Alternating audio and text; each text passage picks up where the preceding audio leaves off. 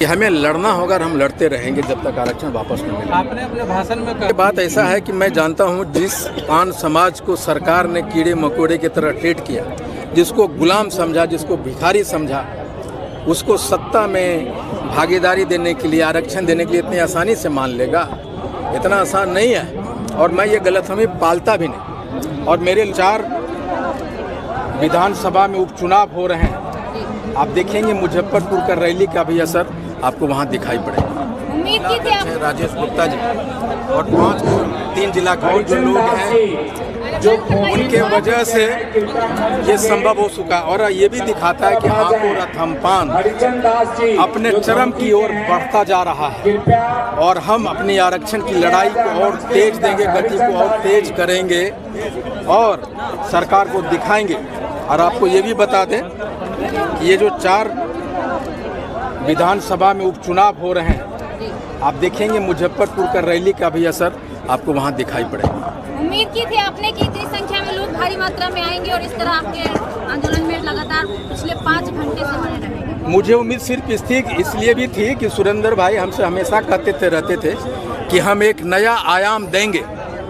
यहाँ को रथम्पान को मुजफ्फरपुर एक नया आयाम देगा। और आप याद रखिएगा, अगर आपने देखा कि भीड़ टस से मस नहीं हुई और पूरा मैदान में ये जगह भरने की, जगह रखने की, पैर रखने की जगह नहीं थी। भीड़ देखकर आप आज भावुक भी क्यों? नहीं, भावुक भीड़ देख के नहीं। ये जो पगड़ी बांध रहे थे ना ये लोग, ये महज एक साफा नहीं था, ये एक विश्वास था, एक जिम्मेदारी का एहसास करा गया कि पूरे बिहार का ये पगड़ी बांध रहे थे कि बेटा मैं तुम्हारे माथे पे ये पगड़ी बांध रहा हूँ, जिम्मेदारी है, लड़ो। इसलिए भावुक हुआ। भीड़ तो हमारी ताकत है, लेकिन ये जो एहसास है, जो विश्वास है, जो जिम्मेदारी है, इसको निभाने कैसे निभाऊंगा हे ईश्वर। इन लोगों के प्रति कृतज्ञता के मेरे आंसू थे जो निकल आए और मैं अपने आप को रोक नहीं सका, इसलिए आंसू निकले। आने वाले समय में लगता है कि पान समाज का भी एक राजनीतिक पार्टी बनाएगी। मैं ये तो नहीं कहूँगा, ये समय के गर्भ पे है, लेकिन ये जरूर मैं कह दूँ कि पान समाज के वोट अब कहीं जाने वाले नहीं हैं और हम आरक्षण वापस लेंगे।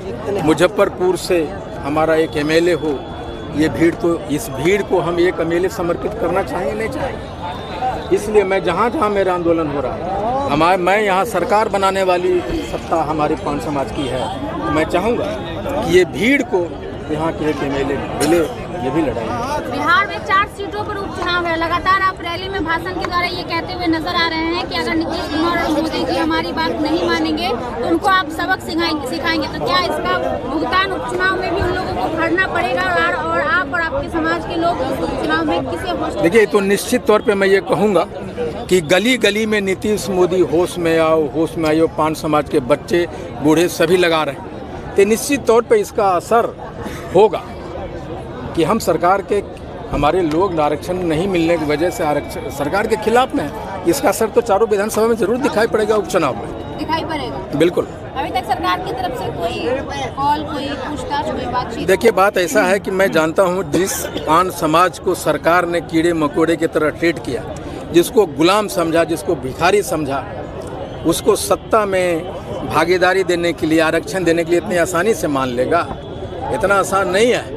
और मैं ये गलतफहमी पालता भी नहीं। और मेरे लोग भी धीरे धीरे जानते हैं इस चीज़ को कि हमें लड़ना होगा और हम लड़ते रहेंगे जब तक आरक्षण वापस न मिले। आपने अपने भाषण में कहा कि आपके घर की निगरानी हो रही है। क्या आप आईपी गुप्ता को डराने धमकाने की कोशिश हो रही है? जी हाँ, बिल्कुल निगरानी हो रही। वो कौन लोग थे मुझे नहीं पता।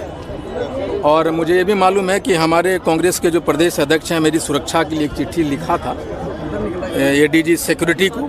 अब देखते हैं क्या होता है। लेकिन मैं तो आम चेहरा हूँ, हम गरीब लोग हैं, उनके नेता हैं। हमारी जो सुरक्षा है उनकी दुआओं में है, भगवान के आशीर्वाद में।